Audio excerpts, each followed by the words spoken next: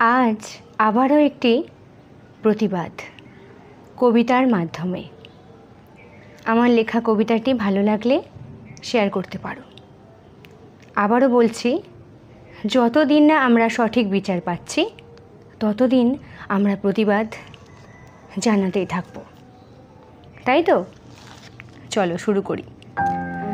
সারা পৃথিবীর মানুষ নামলো পথে, করলো প্রতিবাদ একসাথে। কত চিৎকার, কত কষ্টে ভরা কান্না, কত হুঙ্কার, একাধিক মায়ের বুক ফাটা যন্ত্রণা। দলে দলে চলছে মিছিল, পথে মোমবাতির আলো। লক্ষ লক্ষ মানুষের ভিড়, কেটে যাবে সব রাতের কালো।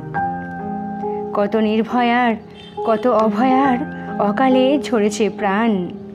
তাদের জন্য বিচার চাই, বিচার চাই, গাইছি জয়গান। দোষীরা আজ সবার চোখের আড়ালে, ওরা নাকি নির্দোষ। অত্যাচারী পশুগুলোর এক কঠিন শাস্তি হোক। সময়ের সাথে প্রতিটা দিন এইভাবে পেরিয়ে যাবে।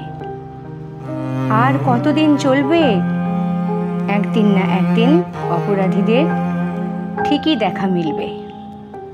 কর্মফল যে পেতেই হবে, পাবি না ছাড় তোরা, কেউ পাবি না ছাড় তোরা।